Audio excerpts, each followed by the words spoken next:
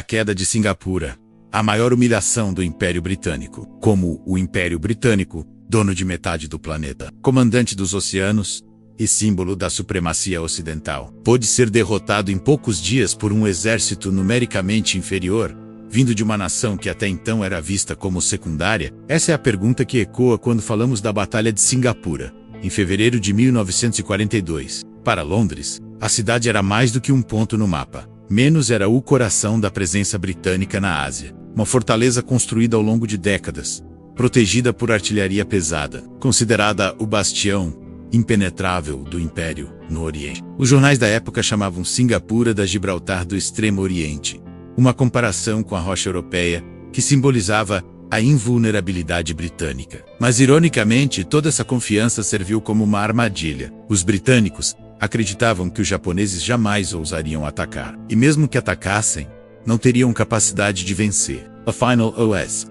Britânicos contavam com uma guarnição de mais de 85 mil soldados, menos britânicos, australianos e indianos menos contra cerca de 36 mil japoneses. A lógica parecia óbvia: superioridade numérica, defesas robustas, armas pesadas, vitória garantida. Só que a guerra raramente segue a lógica. Em poucos dias, essa confiança desmoronaria. O que se viu em Singapura foi um choque de realidades.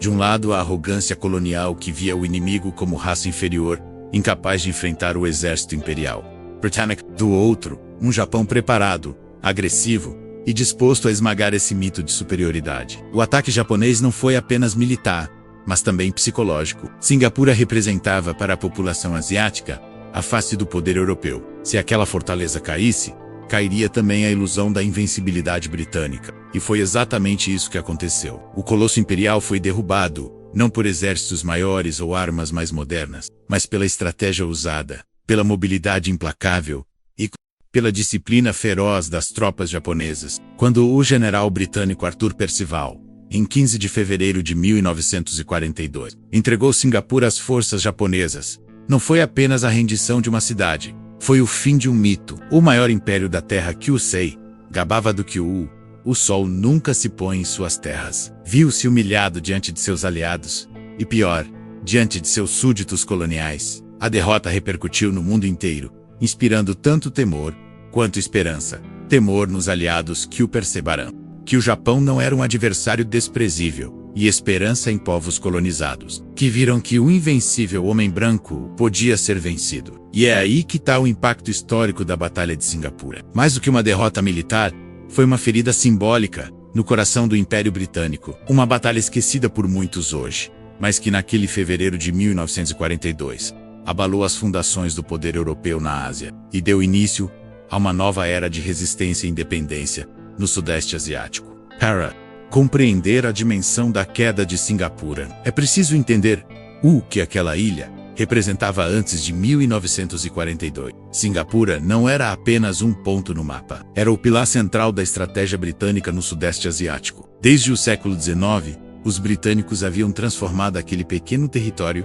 em uma joia da coroa colonial. Uma base naval colossal construída para garantir o controle das rotas marítimas que ligavam a Índia, o Oriente Médio, a Austrália e a própria metrópole. Em termos estratégicos, Singapura era o coração logístico do Império Britânico no Oriente. Quem controlasse a ilha controlava também os mares que transportavam petróleo, borracha, estanho e outros recursos vitais da região. A cidade havia sido planejada para ser impenetrável. Seus portos recebiam os maiores navios de guerra da Marinha Real. Seus depósitos guardavam milhares de toneladas de munições e suprimento. E sua artilharia costeira era anunciada como capaz de deter qualquer frota inimiga. Não à toa, os britânicos gostavam de chamá-la de a Gibraltar do Oriente. Assim como a fortaleza europeia protegia o Mediterrâneo, Singapura deveria proteger toda a Ásia-Pacífico sob domínio britânico. Era um símbolo da presença ocidental no Sudeste Asiático e, ao mesmo tempo, um recado ao Japão, que desde a década de 1930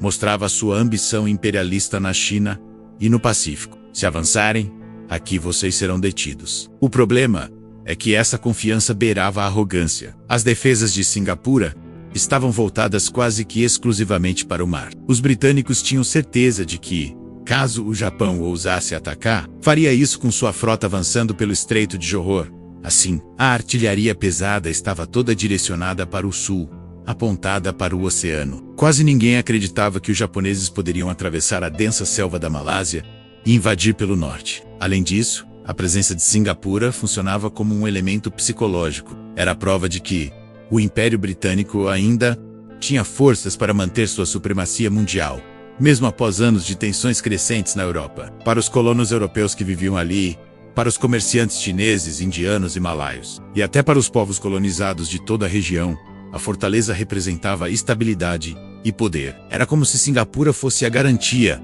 de que o domínio britânico nunca poderia ser questionado. A propaganda britânica alimentava esse mito. Cartazes e discursos oficiais repetiam que a cidade era indestrutível. O povo acreditava, e até mesmo os militares confiavam nesse dogma. Londres investiu milhões de libras esterlinas na base naval, mas deixou de lado algo essencial: aviões modernos e tanques em quantidade suficiente. A confiança cega no poder da marinha e das muralhas se transformou em um erro estratégico fatal. Em 1941, com a guerra já em andamento no Pacífico, muitos oficiais ainda sustentavam que Singapura poderia resistir por meses, talvez anos, em caso de ataque. O mito da fortaleza estava tão enraizado que poucos cogitavam um cerco rápido e devastador. E foi exatamente essa complacência que o Japão soube explorar. Singapura, portanto, não era apenas um objetivo militar.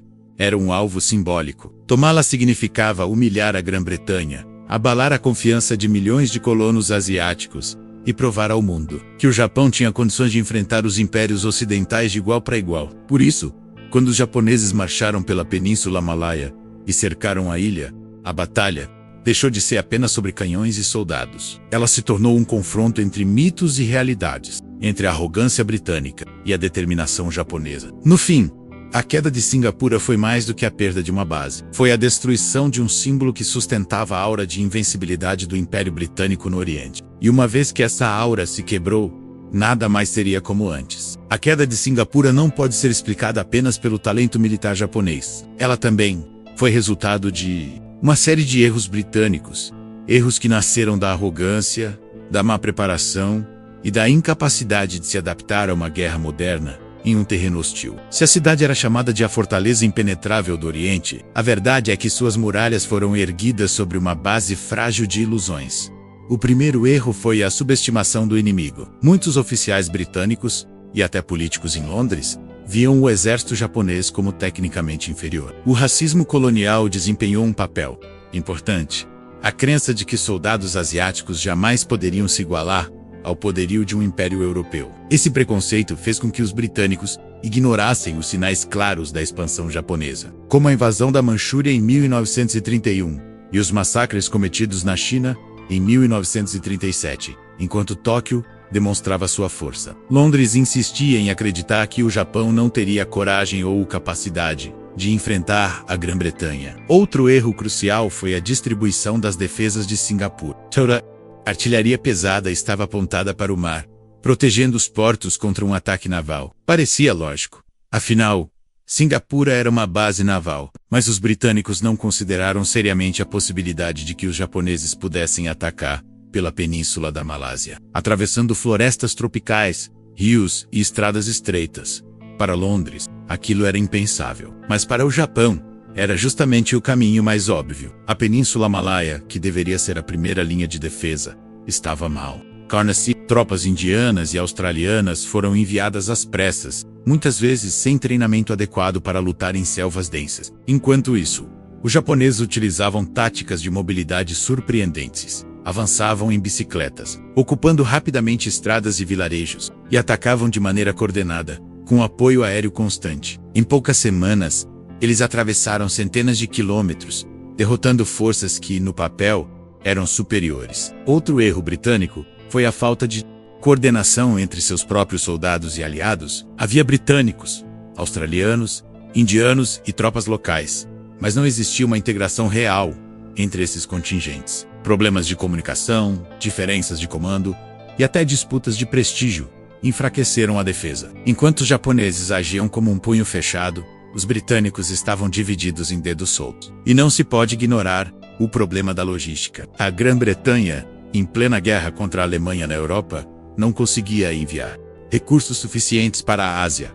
Aviões modernos, como os Spitfires que defendiam os céus britânicos, nunca chegaram a Singapura. Tanques eram escassos, munições limitadas e combustível insuficiente. A fortaleza dependia de um fluxo de suprimentos que simplesmente não existia quando a crise chegou. Mas talvez o erro mais devastador tenha sido a arrogância da liderança. O general Arthur Percival, responsável pela defesa de Singapura, acreditava até o último momento que poderia resistir.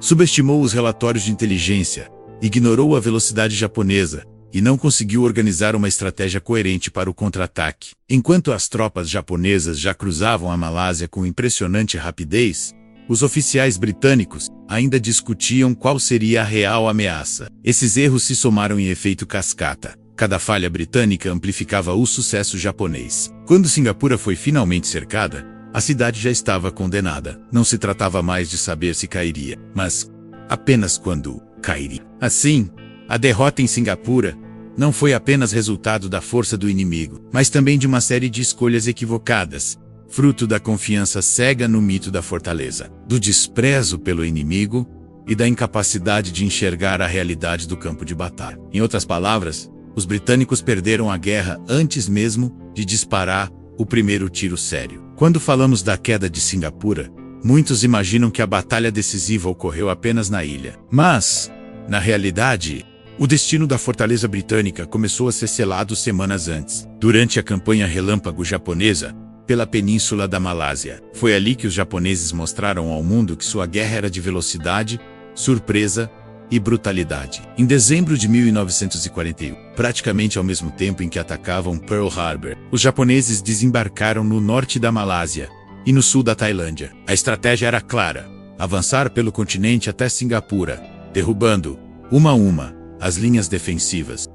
O que se seguiu foi uma marcha implacável de 70 dias, na qual cerca de 30 mil soldados japoneses derrotaram sucessivamente mais de 80 mil britânicos, australianos e indianos.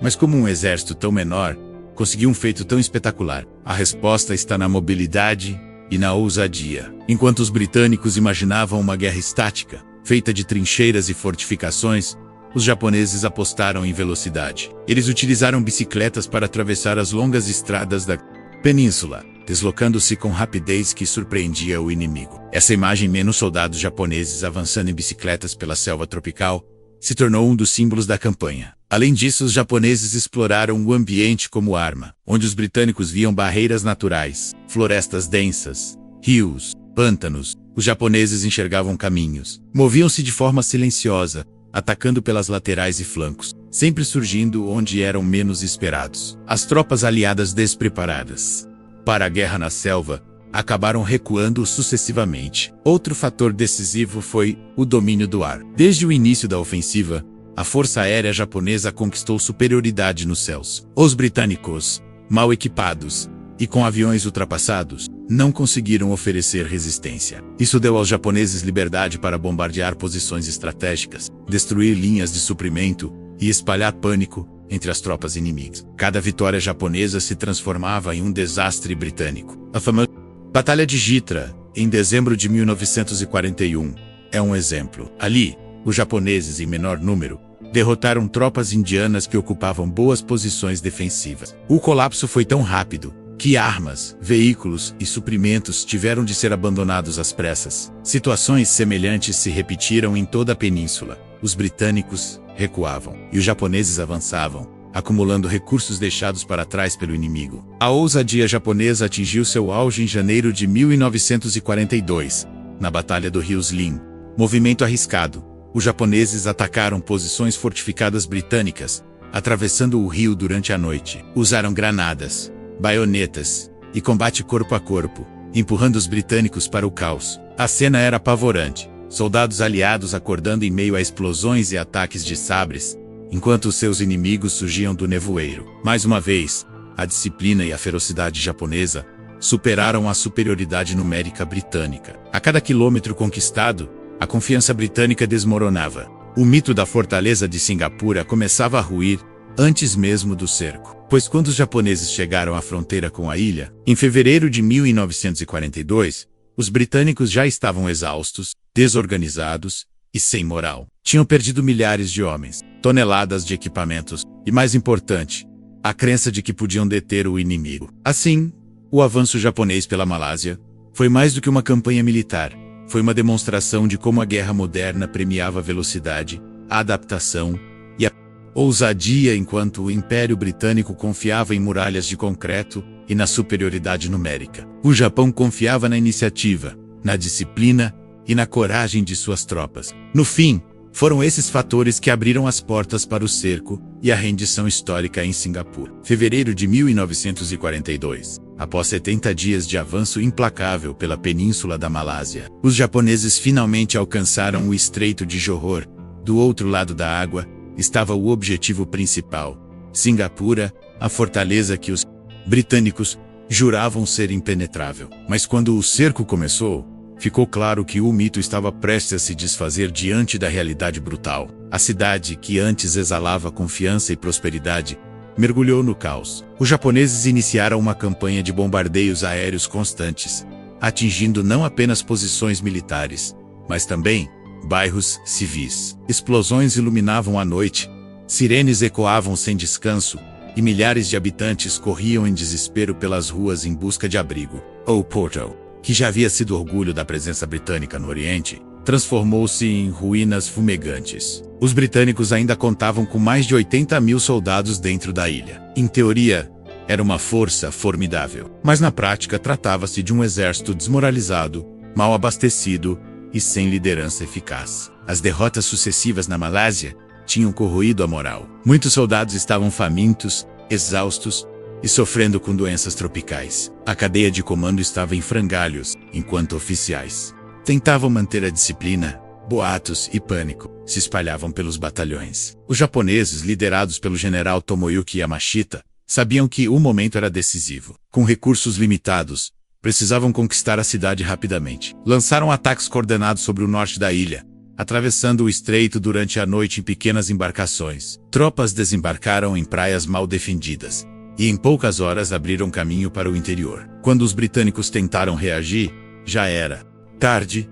Os japoneses haviam estabelecido cabeças de ponte e avançavam com a mesma velocidade que os tornara temidos na Malásia. Dentro de Singapura, a situação da população civil se deteriorava rapidamente. O abastecimento de água potável foi atingido após a queda dos reservatórios. Filas imensas se formavam em torno de poços improvisados, enquanto famílias inteiras sofriam com sede e fome. As ruas estavam cheias de destroços, e hospitais superlotados atendiam feridos em condições precárias. O terror psicológico era tão devastador quanto as bombas. Boatos de massacres japoneses em outras cidades asiáticas alimentavam o medo de que o mesmo destino aguardava os moradores de Singapura. O general Arthur Percival, comandante britânico, enfrentava um dilema impossível. Seus oficiais exigiam instruções claras, mas ele vacilava diante da pressão. Relatórios indicavam que munições estavam acabando, suprimentos de comida não durariam mais de uma semana, e a resistência parecia cada vez mais.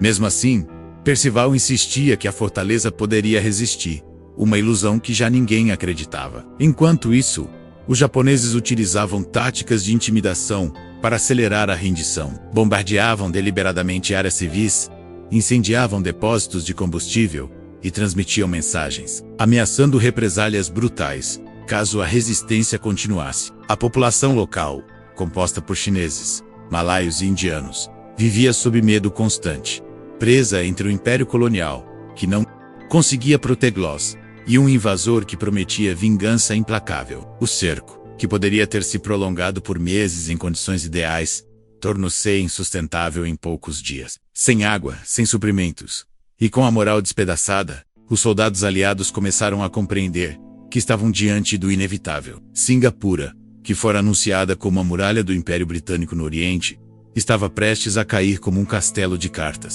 No dia 15 de fevereiro de 1942, Arthur Percival tomou a decisão, que mancharia para sempre seu nome e a reputação do Império: negociar a rendição. A fortaleza impenetrável havia se transformado em armadilha mortal para os próprios britânicos. O dia 15 de fevereiro de 1942 ficou marcado como a maior humilhação militar da história britânica. Ao cair da tarde, depois de dias de bombardeios incessantes, reservatórios destruídos e tropas exaustas, o general Arthur Percival decidiu fazer aquilo que Londres jamais imaginaria: entregar Singapura ao inimigo. A cena foi quase teatral. Percival, acompanhado de oficiais britânicos, australianos e indianos, atravessou as linhas para encontrar o general japonês Tomoyuki Yamashita no antigo prédio da fábrica Ford, que havia sido transformado em quartel-general japonês. O contraste não poderia ser maior. De um lado, Percival pálido, visivelmente tenso, tentando manter uma postura digna. Do outro, Yamashita, firme, quase impassível, sabendo que tinha nas mãos a maior vitória da carreira, menos, e talvez, de todo o Japão imperial. Yamashita exigiu rendição incondicional. Percival hesitou. Sabia que, ao assinar, estaria condenando cerca de 80.000 soldados britânicos, australianos e indianos a se tornarem prisioneiros de guerra. Mas a verdade é que não havia alternativas. Os reservatórios de água estavam comprometidos, os suprimentos quase esgotados e a moral das tropas em colapso. Continuar lutando significaria apenas transformar Singapura em um massacre. Com a assinatura, a fortaleza que havia sido símbolo da supremacia britânica no Oriente se rendeu a um inimigo numericamente menor. Era o maior ato de rendição britânica da história. Mais de 130.000 soldados, aliados em toda a região da Malásia e Singapura, caíram nas mãos do Japão. Para efeito de comparação, foi mais do que o número de britânicos capturados por alemães em toda a campanha da França em 1940.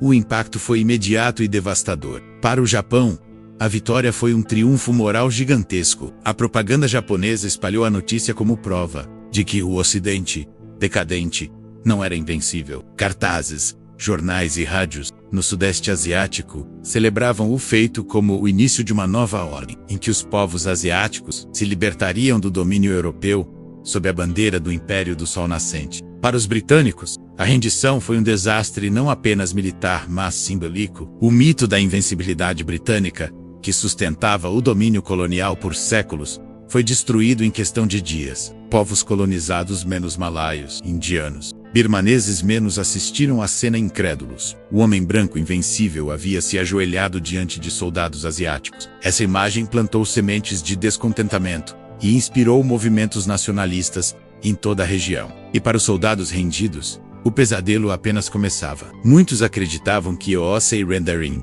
seriam tratados de acordo com as convenções internacionais. Estavam enganados. O exército imperial japonês via a rendição como ato de covardia e desprezo. Os prisioneiros foram submetidos a marchas forçadas, condições desumanas e trabalhos forçados em projetos brutais, como a construção da Ferrovia da Morte na Birmânia. Milhares morreriam de fome, doenças e violência nas mãos de seus captores. O próprio general Percival se tornou símbolo da vergonha. Preso e levado ao Japão, seria apontado por muitos como responsável pela maior derrota britânica no Oriente. Seu nome entrou para a história não como herói, mas como o homem que assinou a rendição mais humilhante do Império. A rendição de Singapura foi mais do que um evento militar.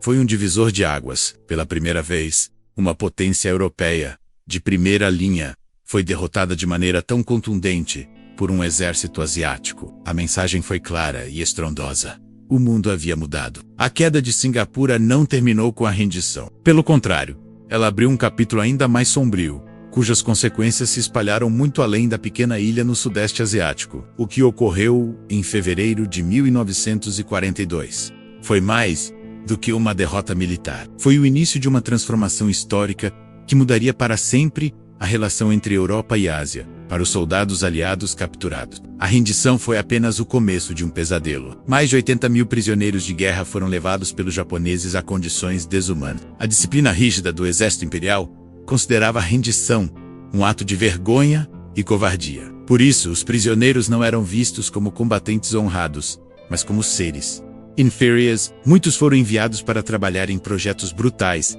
como a construção da Ferrovia da Morte, ligando a Tailândia à Birmânia. Ali, entre calor sufocante, doenças tropicais, fome e maus-tratos constantes, milhares perderam a vida. Estima-se que 1 em cada 4 prisioneiros aliados nunca voltou para casa. Para a população civil de Singapura, o sofrimento também foi imenso. A cidade caiu sob o regime de ocupação japonesa, que trouxe repressão, censura e violência. Comunidades inteiras, especialmente a população chinesa, foram alvo de perseguições. No episódio conhecido como Massacre de Suqing, milhares de civis chineses foram executados sob suspeita de serem simpatizantes anti-japoneses. O medo, a fome e a brutalidade marcaram profundamente os anos de ocupação. No plano global, o impacto foi ainda mais profundo. A rendição de Singapura abalou o prestígio do Império Britânico. O mundo inteiro assistiu incrédulo à maior derrota militar da história britânica. E, para milhões de colonizados, aquela imagem de soldados europeus de joelhos diante de um exército asiático quebrou o mito da invencibilidade ocidental. Foi uma virada psicológica. Povos da Índia, Birmânia, Malásia e Indonésia começaram a acreditar que a independência não era mais um sonho distante. Na própria Grã-Bretanha, o choque foi devastador. O primeiro-ministro Winston Churchill classificou o episódio como o pior desastre e a maior capitulação da história britânica. A confiança na máquina de guerra imperial ficou abalada, e a opinião pública exigia respostas. Como um império que dominava metade do planeta podia perder tão fragorosamente para um inimigo com menos homens e menos recursos? A derrota em Singapura se transformou em símbolo da arrogância britânica e da falência de uma estratégia colonial ultrapassada. Para o Japão, a vitória teve efeitos imediatos e de longo alcance. A queda de Singapura consolidou sua posição como potência dominante no Sudeste Asiático. O control da ilha abriu as portas para avançar sobre a Birmânia, ameaçar a Índia e expandir sua influência sobre rotas vitais de suprimento. A propaganda japonesa explorou o feito como prova de que o Império do Sol Nascente estava destinado a liderar uma nova ordem asiática, livre do domínio ocidental. Mas a vitória japonesa também teve um efeito colateral. Gerou confiança excessiva. Muitos líderes em Tóquio acreditaram que a conquista de Singapura provava a invencibilidade de seu exército. E confiança os levaria a cometer erros estratégicos nos anos seguintes, especialmente quando enfrentaram os Estados Unidos em batalhas prolongadas, como o Midway e Guadalcanal, no longo prazo. A Batalha de Singapura foi um ponto de virada no século XX. Ela acelerou o colapso do colonialismo europeu na Ásia e mostrou que as velhas potências imperiais não eram mais intocáveis. Para os povos locais, foi o momento em que se percebeu que a ordem mundial estava mudando. Para os britânicos, foi a lembrança dolorosa de que a arrogância cobra um preço alto. Singapura, a fortaleza impenetrável, caiu em poucos dias. E, com ela, caiu também um pedaço do Império Britânico. A rendição não foi apenas o fim de uma batalha, menos foi o início do fim de uma era.